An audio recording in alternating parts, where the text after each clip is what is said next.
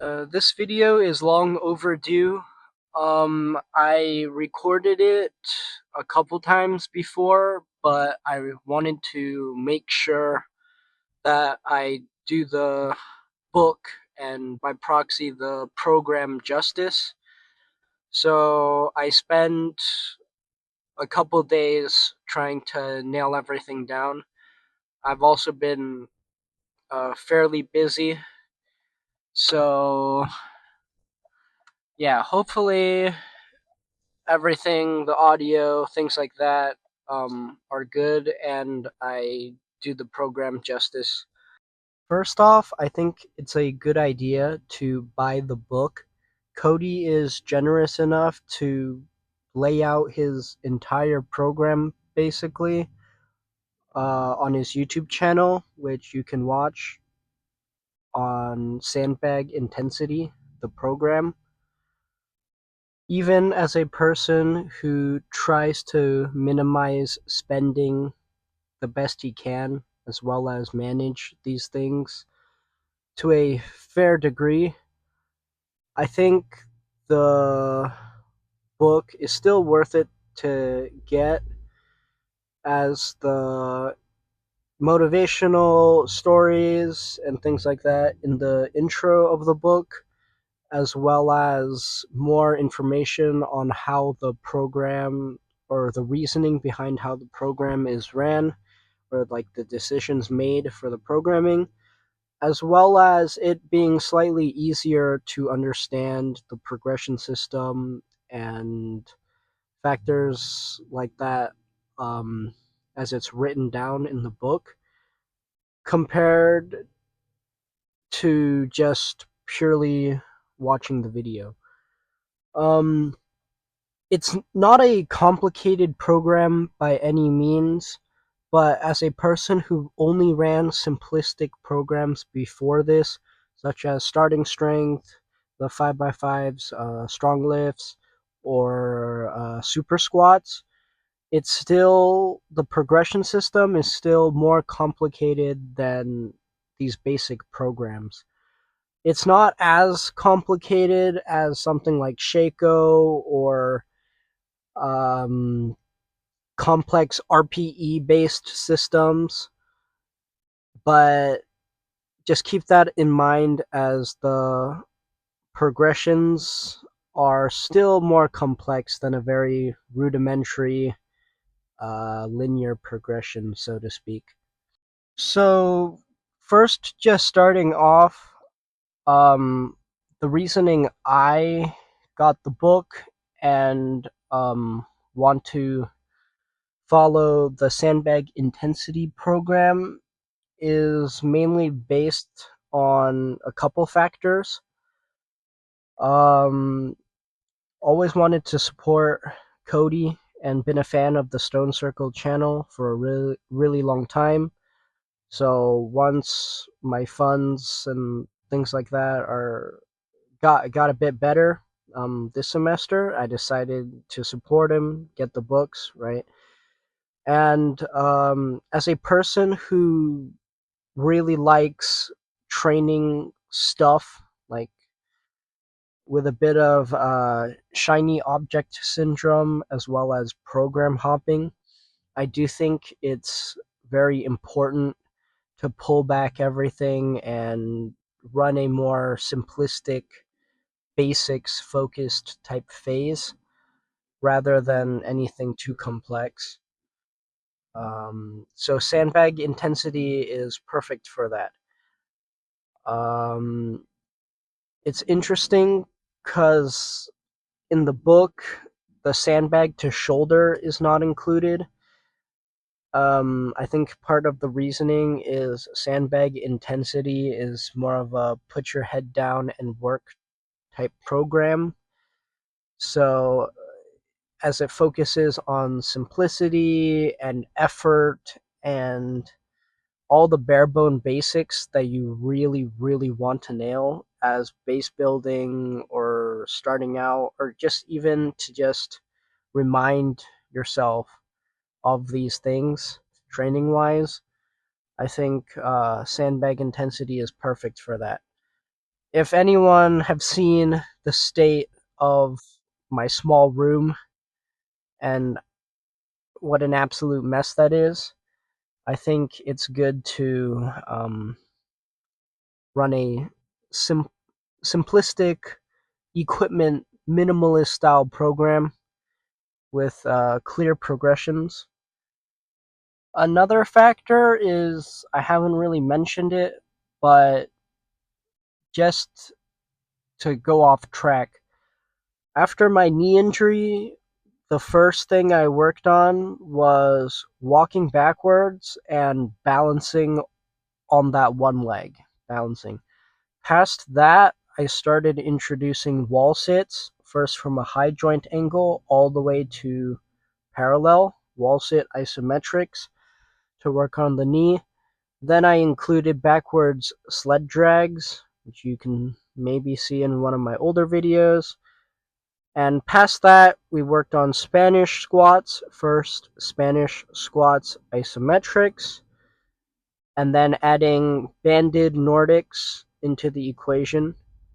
From those progressions, my knee was feeling better, and around that time, we worked on some hinging patterns, light deadlifts, good mornings, and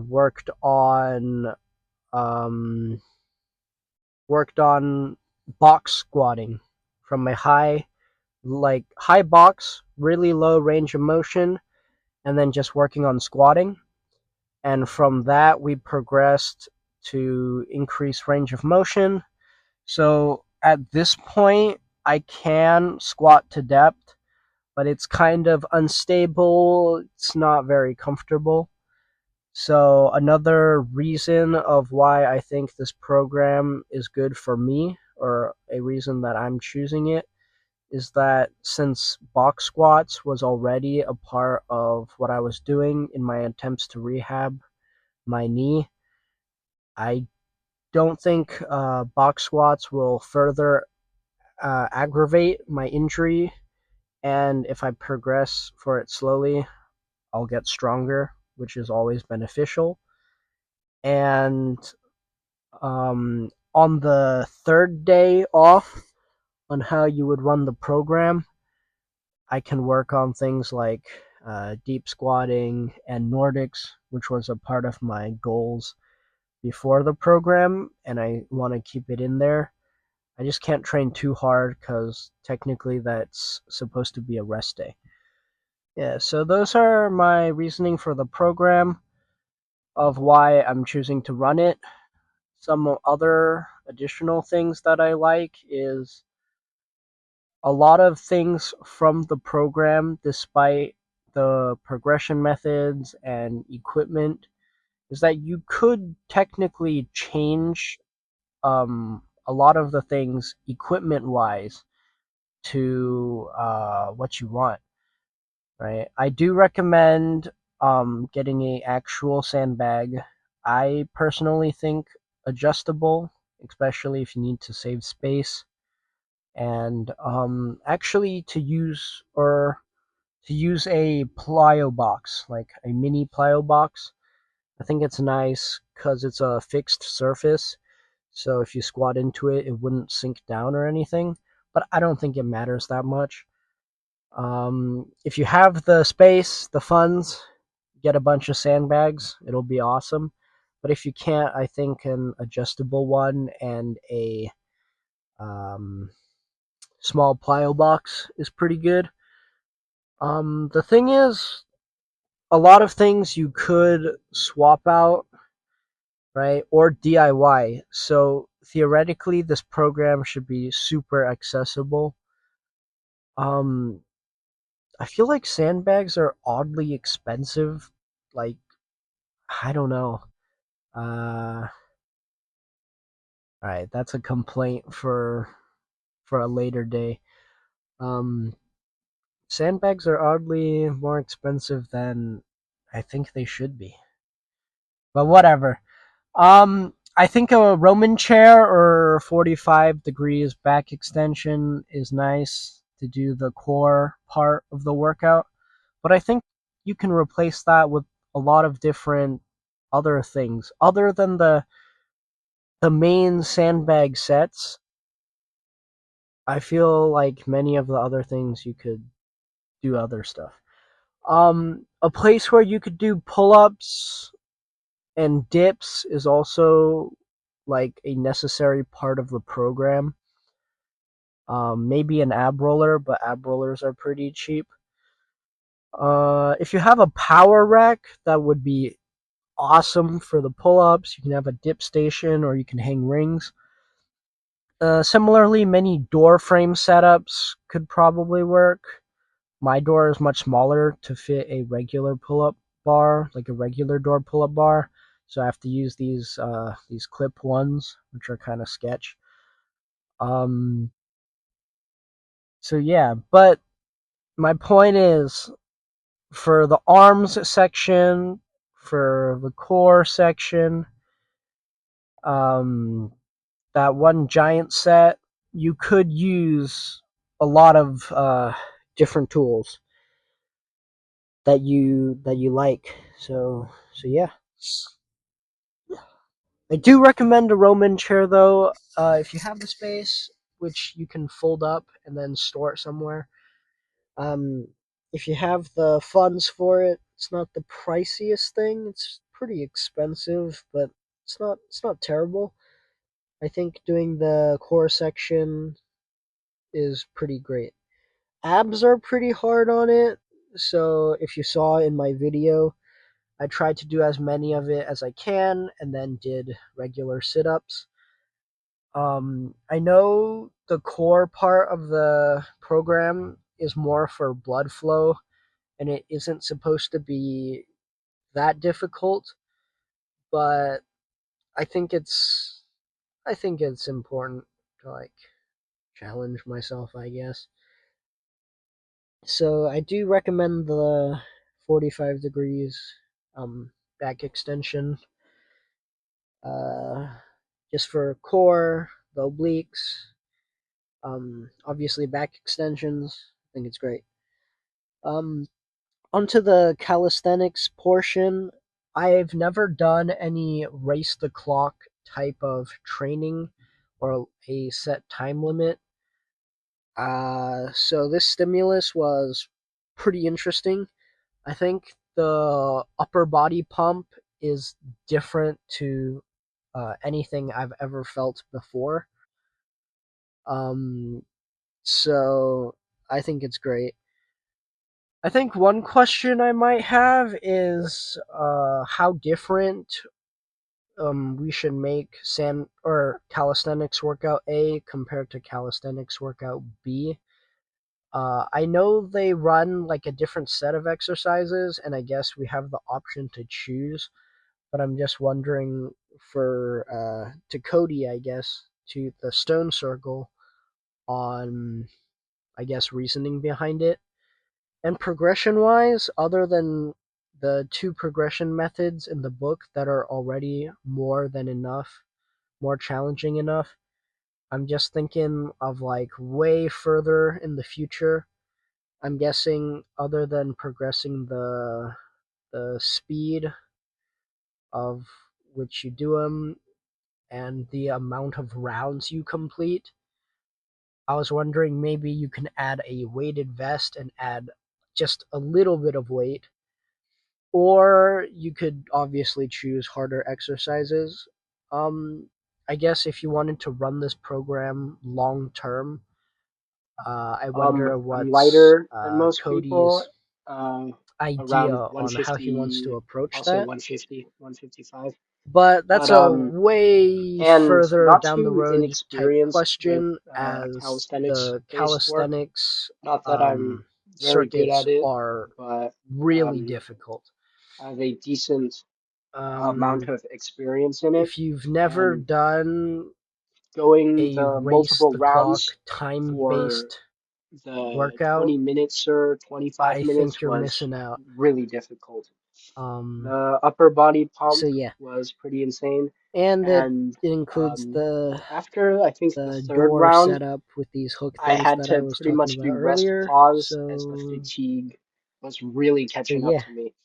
Also, another Um, reason I think I gave up on the why last round I of the chose this circuit program, I guess, rather than the is the time. fact that So since I'm more these busy circuits and can definitely be like pushed schoolwork, um, work very far. itself, And as a person who trains other things I gotta or do, never really trained with right? this time constraint, And as a person who racing the clock wants to was train a all day, very every day, interesting and I think I have beneficial to focus and then just do these short experience. workouts. It might be better for overall gains and recovery and things of the like, but yeah, that's another reason because if I follow this program, there's the set rest days and days of work.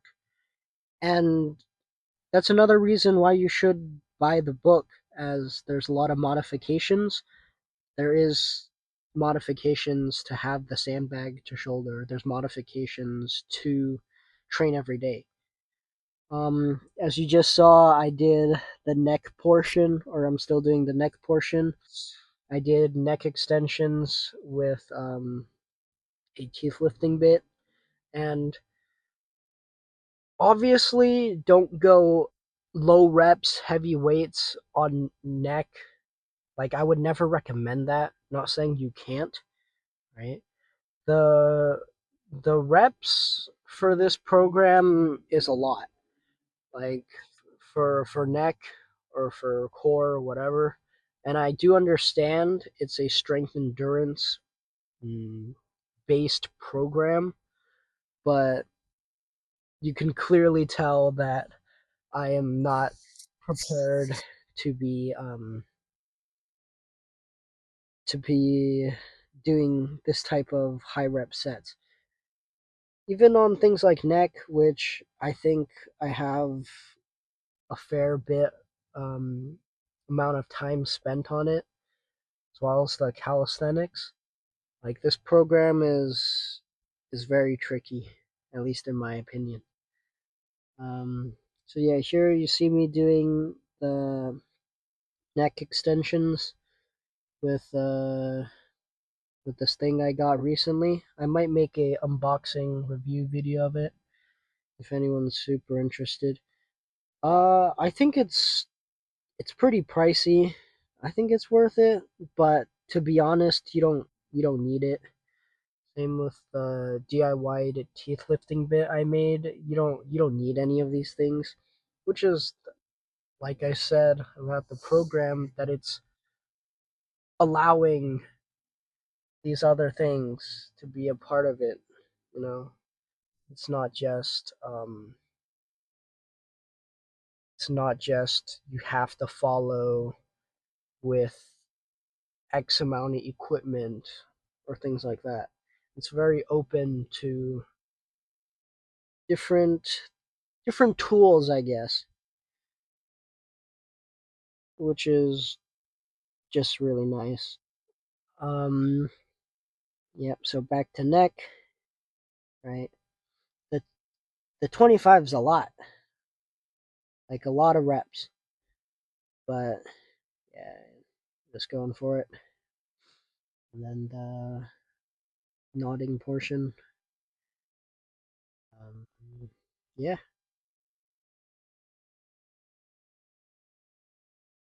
and yeah, you see me doing ulnar deviation with a band, right? I think Cody says he does the grip part, the forearm part, um, just with a band. So you see me Is it working ulnar ulnar deviation, I think. deviation? I think so. Um, yeah, Failed so a that one I do with a band. physiology for engineers midterms today, probably. Uh, clearly, clearly need more time studying. But I think all the other wrist or forearm movements you can do with a martial arts belt, other than ulnar deviation. I guess if you hang upside down, maybe. But arm wrestlers use the belt, things like that, and I personally like it. I can use the weight I used for the neck extensions, and since I already have the belt out, it's perfect to do the forearm section with a martial arts belt, I guess. So yeah,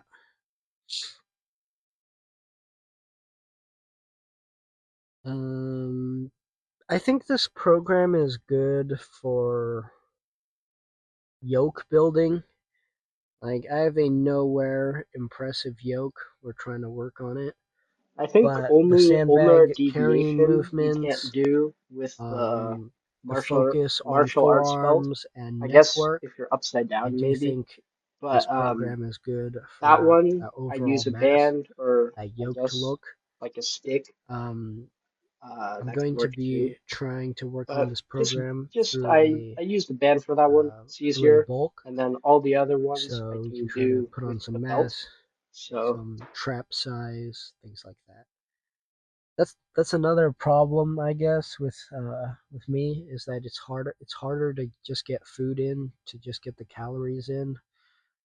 My eating window and stuff is short. I'm trying to manage my time, but we'll figure it out. We'll figure it out. You know, we're all gonna make it, right? So that's the forearm work, and yeah,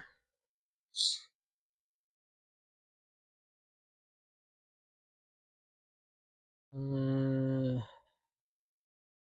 yeah. You can see me putting the weight from uh the neck flexion onto the neck extension weights, and I have a stack of weights on the belt, I guess. But checking my phone.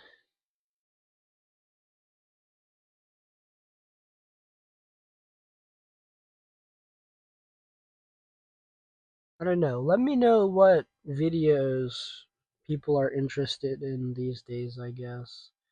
Um, if I have time and if I have ideas, I'm trying to put videos out. But yeah, so the ARM section of the program, like I said, you could use, or as Cody said, you could use different tools, right?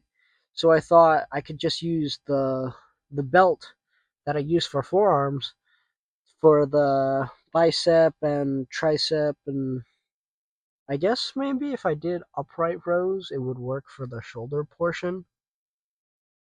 Mm, I mean, I used my chest expander, but next time if I have um, even less amounts of time, I think I can do upright rows with the belt to hit my shoulders, and that would be pretty good, I think.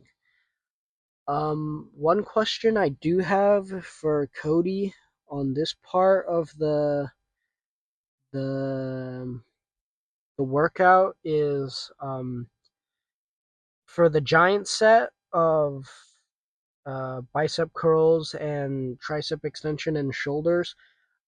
Do we use different weights? Like, do we use multiple different weights? Do we use like the same weight and then just go for as many reps as possible, which could also work, which is what I'm doing, at least in this video? Or are we just supposed to have a ton of implements?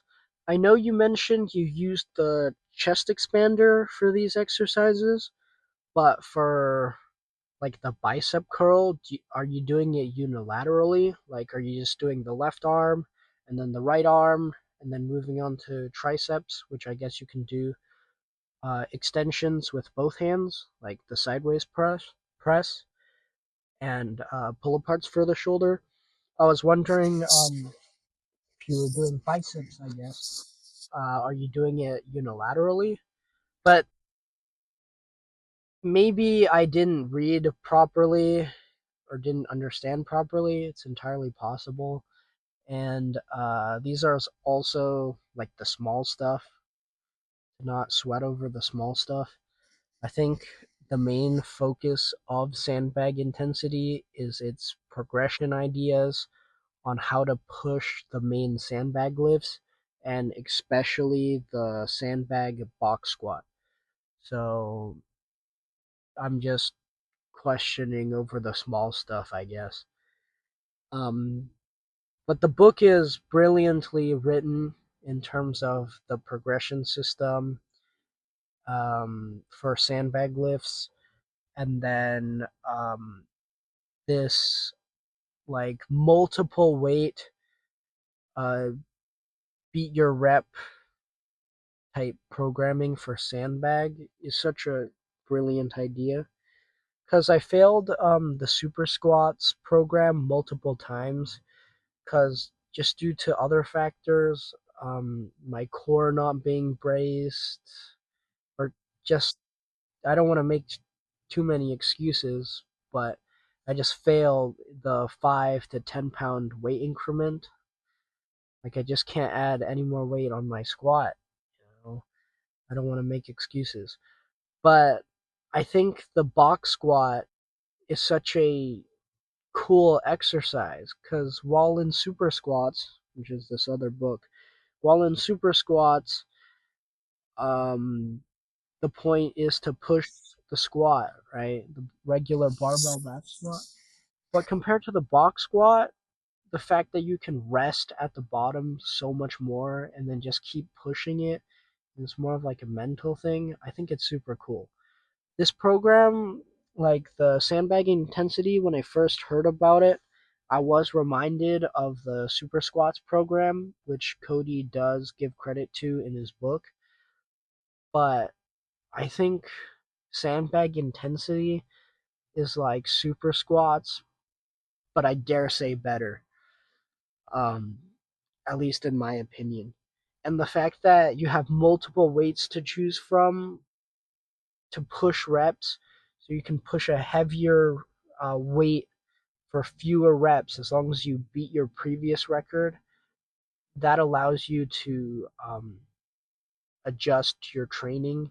And I think it makes it uh, easier to just keep progressing rather than just failing a um, 20 reppers and super squats and then just having nowhere to go. Obviously, you can't fail the reps in sandbag intensity. You have to beat your previous um, numbers, as that's the main driver of progression. But that element of choice of the multiple weights just makes it slightly easier to pick your poison, so to speak, and just go for it. The fact that you can rest more on a box, it's really mental at that point. And the fact that you're pushing yourself, pushing past fatigue, and getting more reps in, that's what's going to drive your progression, I guess. So, yeah, I think that part of the program is just just brilliant.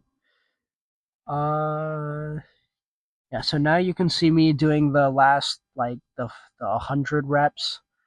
Um I think Cody mentioned he used bands for the push downs, but yeah, that I wanted to another question I had for the push downs, I guess, is one, like obviously the weight. I guess if you had a cable tower it'll be easier, but I was wondering how we should choose what band I guess we should do for the pushdowns. I think if memory serves me correct, it was like 50 in a row and then we rest pause to get 100 reps, something like that. But you mentioned you use bands, so I was wondering the reasoning. And then I think this one was one of the exercises where I couldn't really think of what alternative equipment you would use or exercise would you use. Maybe I could replace this with 100 tricep extensions with maybe just the bar, like overhead with a lightweight, or I guess like wall push-ups, maybe like high diagonal incline. I don't know, like wall push-ups, or I guess these tricep extensions were good, like with the band. Um, I guess you can replace it with cables, things like that. But I think that's another one of the exercises that you can't really um, switch in the program. But it's mainly for blood flow, anyways. So I'm not gonna worry too much about it. Then just go for it.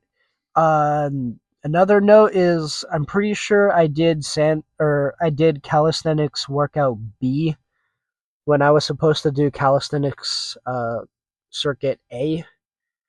So I'll just do A the next cycle around and then fix it the next week probably. Yeah. So all in all, I think equipment wise, what you have to have is definitely the sandbag, the box. You can, um, I guess, try to find something. Maybe you can DIY the sandbag, but definitely the sandbag. You'll need some sort of pull up dip, pull up setup thing for sure. I think an ab wheel is necessary.